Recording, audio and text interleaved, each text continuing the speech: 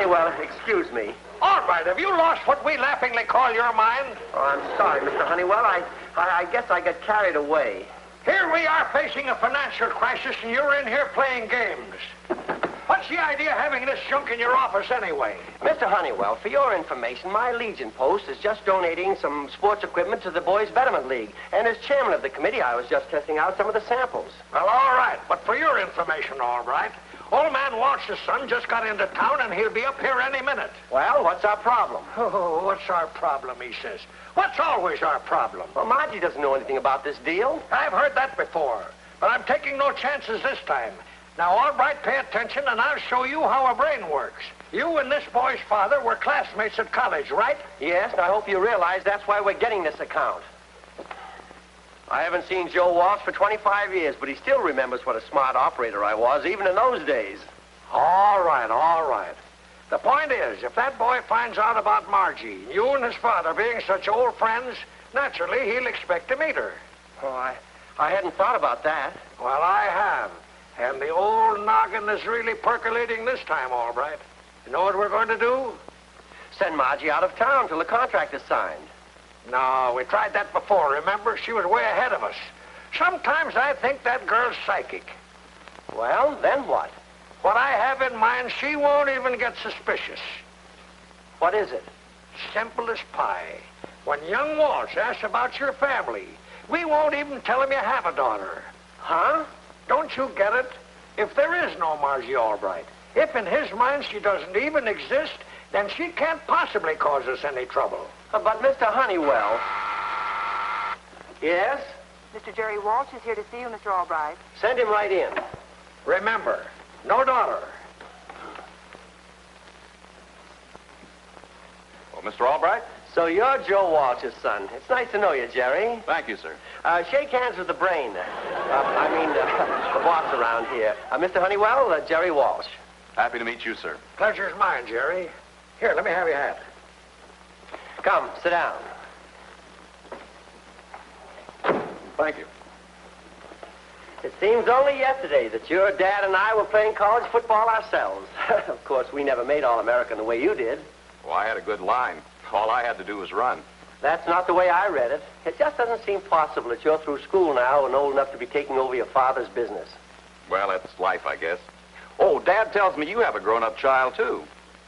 Daughter, about 21, he said. Gee, I'd sure like to meet her while I'm here in town. Daughter? Albright, have you been keeping things from me? No, your father must have Vern mixed up with somebody else. But he read it in the alumni news. Oh, sure, it's a boy, not a girl, huh? Yes, that's it, a boy, a teenage boy. You wouldn't want to meet him. Well, I see you came prepared to get right down to business. Excuse me. Hello? Just a moment. It's, my offspring. Tell him you're busy. Look, son, I'm pretty busy. Son, it's me, Dad, Margie. Oh, spring football practice went better today, huh, boy? He's on the high school team. Well, keep in there fighting, son. You know the old spirit, rock and sock. Dad, are you crazy? This is Margie. And be sure to get your homework done. You've got to keep up your grades, you know. Goodbye, son. Son?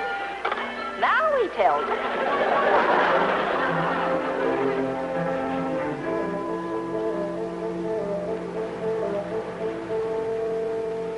Oh, for Pete's sake, will you stop asking questions? Forget the whole thing. Please, honey, it was just a slip of the tongue. Some slip. All that Sonny Boy double talk. Spring practice, rock 'em and sock 'em. I was worried about you, Dad. I thought you were breaking up. And then to top it all off, you bring a football uniform That home. had nothing to do with it. They're sending over from the boys' club to pick it up tomorrow. Baby, just this once. Please, no more questions. Well, okay, Dad. But I certainly don't understand why you can't tell me what it is. Thanks, Margie. I'll tell you what. I'll help you finish wiping the rest of the dinner dishes.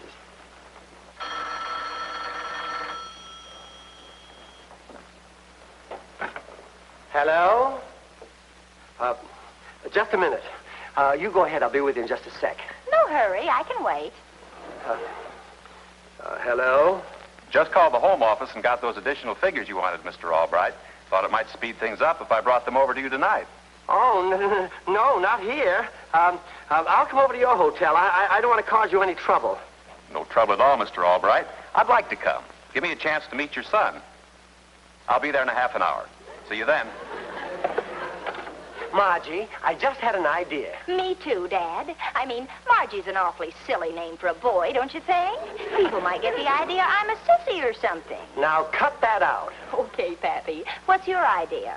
It's about poor old Mrs. Odette's. I ran into her in the hall on the way home, and she looked so lonesome and peaked that I thought it might be kind of nice if you took her to a movie, sort of to cheer her up. My treat. Oh, that's sweet of you, Dad. And about as subtle as a freight train. What do you mean? Let's face it, Dad. Somebody phones you, and all of a sudden you've got to get rid of me, correct? Mr. Honeywell was right. You are psychic. No, but I can add up to 2. Look, Dad, if you're in a jam, you can tell me. I'll help you. I'll do anything. All right, I'm in a jam. Go to a movie, will you? What kind of a jam? All right, you win. Well, now first, tell me why I'm supposed to be a boy. Well, it seemed like a good idea if Jerry didn't know that I had a daughter. It was Mr. Honeywell's idea. His name's Jerry, huh? Sounds kind of cute. Real cute if you like him about that tall and sort of squashy. Ooh. Forget about the dishes. He's on his way over here now. You got to get out of here real fast. Oh, sure, Dad. Throw me out in the snow. Deny my very existence. Alas, poor me. Our woe, our sorrow. Oh, the injustice of it all.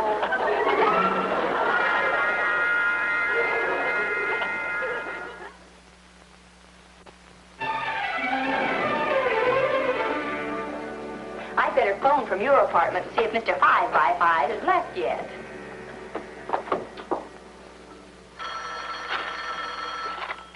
Hello? Oh, just a second. Will you excuse me, Jerry? Sure, Mr. Albright.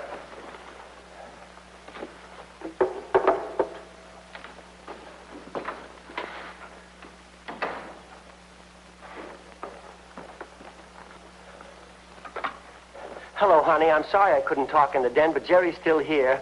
Oh, Margie, what am I going to do? I told him that my son was at the movies, and he insists on waiting here to meet him. I could have thought of a better story than that without trying. Oh, all right, so I goofed, but I haven't had the experience of stretching the truth that you have. Oh, but I'm in so deep now, I've got to produce a son before midnight. Isn't that rather short notice? Margie, this is no time for jokes. You're always saying you want to help me. Now I'm asking for one simple little favor. Get me a boy to pretend he's my son and get him over here fast. Okay, Dad, stop worrying. I'll find one someplace. Bye. What's the problem, Margie? I need a boy. Me too. Somebody between 21 and 71.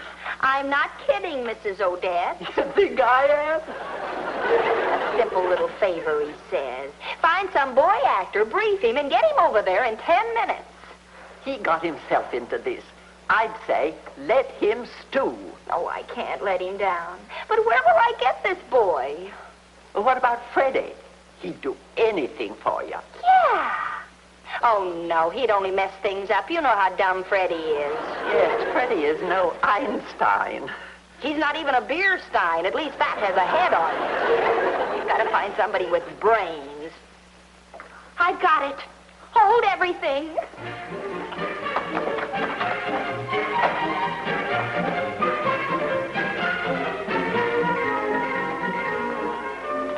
One of those long movies, I guess. Maybe you'd rather get back to the hotel. I hate to keep you waiting around like this. Oh, I don't mind. You know how Dad is. He'll want to know all about your boy the minute I get home. Oh, good old Joe.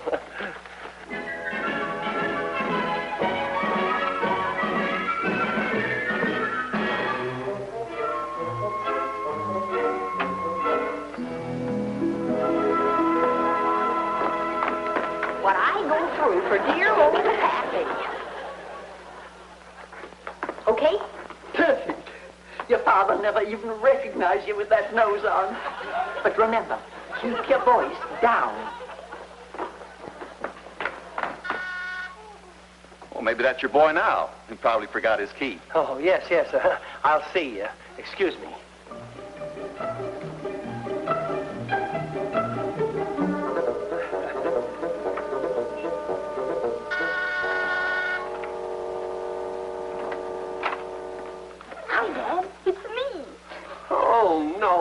Nancy, we'll never be able to get away with this. Oh, go away quick, and I'll figure out some excuse. Oh, well, lad, it's about time you were getting home. Jerry, I want you to meet my son, Mike. Mike, this is Jerry Walsh. You're Jerry? You always wear your football suit to the movies? Oh, I forgot to tell you, they had a late practice. Didn't have time to change. Mike, say goodnight to Jerry. Good night, Jerry. Good night, Mike. Good to see you for a second, Dad. Short and squashy, huh? Right off to bed, lad. It's way past your bedtime. Ouch! Sure, Dad. Say, you ought to meet Margie while you're here. She'd like you. Mike. Who's Margie? She's my cousin from Philadelphia. She's visiting us. Didn't Dad tell you? Mike, go to bed. Is she in? I'd love to meet her. I know she'd like to meet you. Margie, Margie, she's out. Oh, she must be back by now. She probably came in while you were talking business. Excuse me, my voice is still changing. I'll go call her. Mike. Good night, Dad. Good night, Jerry. Good night, Mike.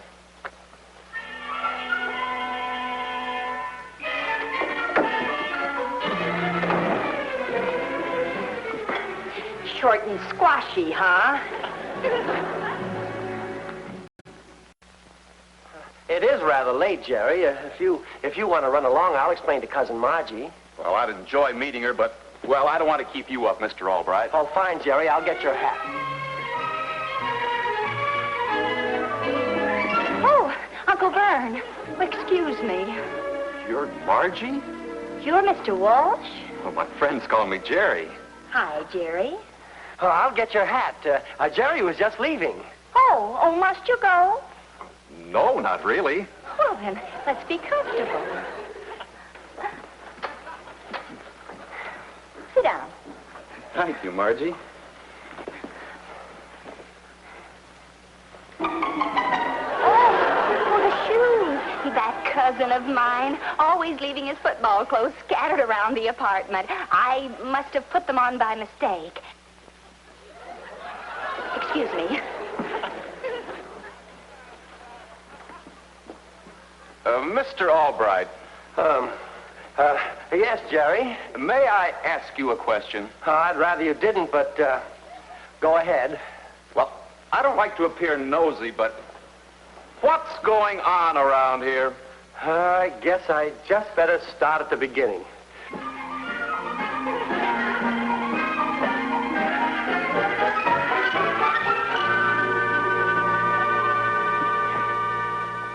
I know you have every right to be sore, Jerry. Sore? I think this is the funniest thing I ever heard of. Just one thing, Mr. Albright. Do me a favor. Don't tell her that you told me. You mean... Let's play it straight. We'll get 1,000,000 laughs. All right, if you insist. Well, gentlemen, I hope I wasn't too long. Margie, would you do me a favor? Of course. I forgot to tell Mike something. Would you call him? Mike? You know, your cousin? But Mike's in bed. He's in training, you know, for the big game. Rah, rah, rah, and all that. Well, I'm sure he isn't asleep yet. Well, I don't think I should bother him. Well, all right. I'll just step back to his room. Where is it? Oh, no. I'll get him. I'll get him. Thank you, Margie.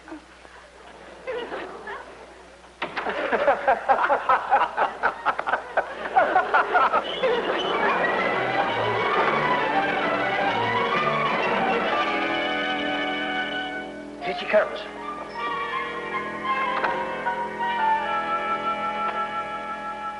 Oh, hiya, Mike. Sorry to get you out of bed. Oh, that's all right, Mr. Walsh. I was still awake. Boy, you really must like football. Do you always sleep in your uniform? No, not always, but I had shrimps for dinner tonight, and they sometimes give me nightmares, and this padding is good protection in case I should fall out of bed. Yeah, that figures. What I wanted to see you about, your father tells me you're having a little trouble making the varsity. Yeah. I'm sort of different from the rest of the boys on the team. Well, maybe I can help you. I used to play a little football. A little football? Jerry used to be All-American. Here's my idea. I want you to meet me in the park tomorrow afternoon, and I'll give you a few pointers. But... Don't worry, Jerry. I'll see that he shows up. About 4 o'clock, say. Swell. We'll have you on the varsity in no time.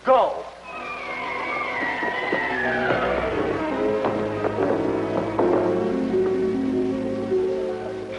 Sorry, Mike. I didn't mean to be so rough.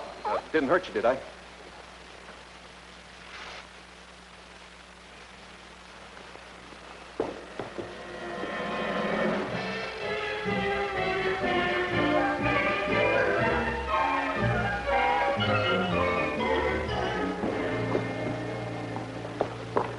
Gee, that was fun, Dad. You want to try it again?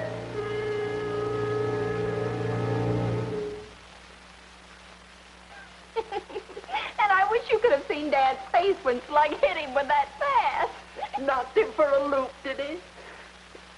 Marty, I want to be home when Jerry arrives. you kind of like him, don't you? Wait till you see him. Boy.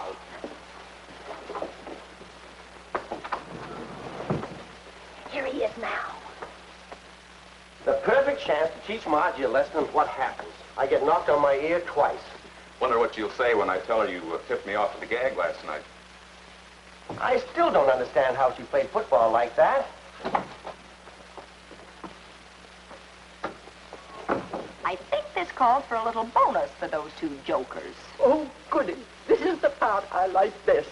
We'll fix them. Oh, she should have been home before now. You don't suppose I hurt her when I tackled her, do you?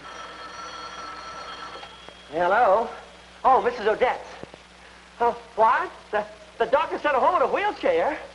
Her playing football? Oh, no. Oh, tell me, what time did she leave the doctor's office? Mrs. Odette? Mrs. Odette? Mr. Albright, she did get hurt. I did it, huh? Oh, no, it's all my fault. The whole crazy idea. Oh, what kind of a father am I doing a terrible thing like this to his own daughter?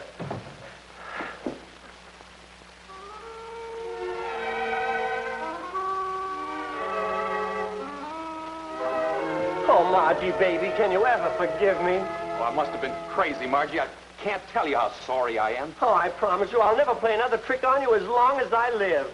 You mean it? Oh, cross my heart. Maybe this isn't the time, but Margie, I want you to know I think you're the most wonderful girl. Mr. Albright.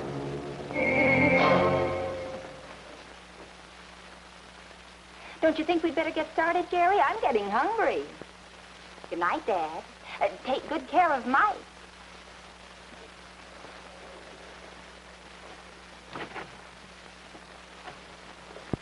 Hiya, Pop. What do you know?